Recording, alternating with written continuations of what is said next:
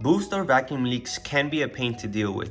Luckily on the VR30, it isn't as hard to locate them due to the short distance of our charge system. The unfortunate thing is that a lot of VR30s are having boost leaks. And in this video, I'm going to help pinpoint the low and high risk areas where these leaks may occur and provide ways to mitigate the leaks. Symptoms of a vacuum or boost leak can be things like a high or rough idle, bogging, a decrease in fuel efficiency and performance. You can also find your wastegate duty cycle to be higher than average.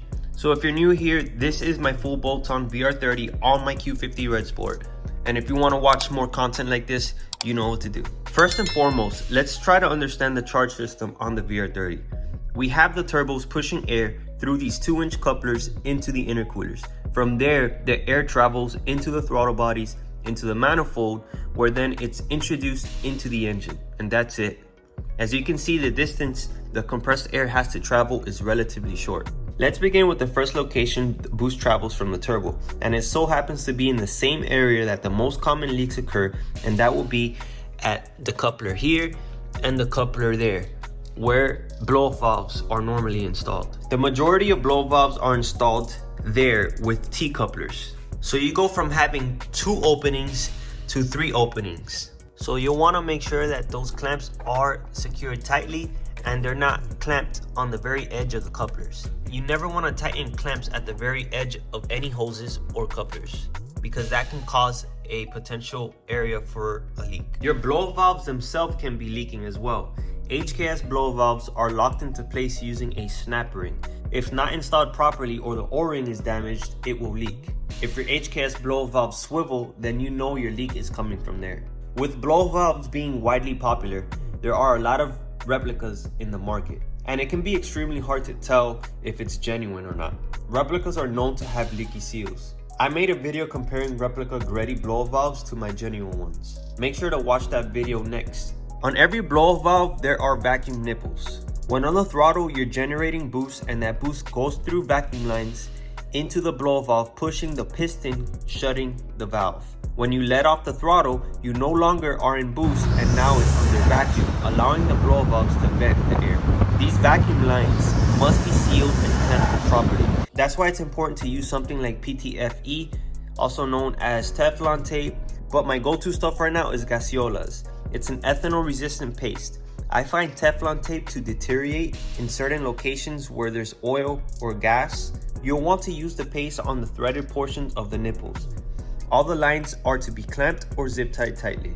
On the VR30, we utilize the vacuum from the back of the manifold for the blow valves. And for the oil catch can, we use it from the back of the manifold here. And the other side gets routed to the valve cover there. So make sure everything is secured properly. You'll also want to check all the lines and hoses for any damage. Let's talk oil catch cans. They are one of the most useful additions for direct injected vehicles, but is often overlooked for boost or vacuum leaks. I myself didn't know I had boost leaks until I found some oil residue under the nipples of my $20 do-it-yourself oil catch can that I got off of Amazon. That video will be in the end screen as well. The PTFE tape I was using deteriorated, which led me to use the gaseolas. After adding the paste, I went to the track. My car ran its fastest pass at the time, and I gained 2 mile-an-hour track speed. So make sure to seal the threads and secure all vacuum lines. Now moving on to the uncommon areas, but it's still possible for leaks to happen, especially if you're recently done work on your engine where you had to have removed the manifold or throttle bodies. Make sure that the sensors on the intercoolers are pushed in and fastened. You have the intercooler coupler going to the throttle bodies, so make sure that that is fastened as well. And remember what I said, make sure that the clamps are not fastened at the end of the hoses. The throttle bodies are fastened by 4 Allen head bolts, so make sure those are torqued properly. It's unlikely that the throttle body O-ring gasket is damaged, but it's still a possibility. The manifold itself can have loose bolts, so check the torque on them as well.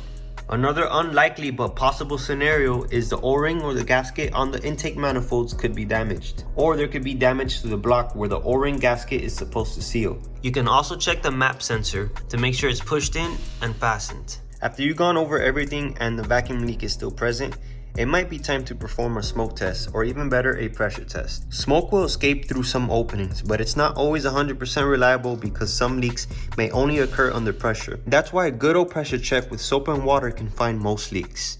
So while you're still here, go ahead and check out my blow valve and oil catch can video to help you save money and a potential issue. Make sure to keep it locked into my channel, and I'll catch you guys in the next one. Peace.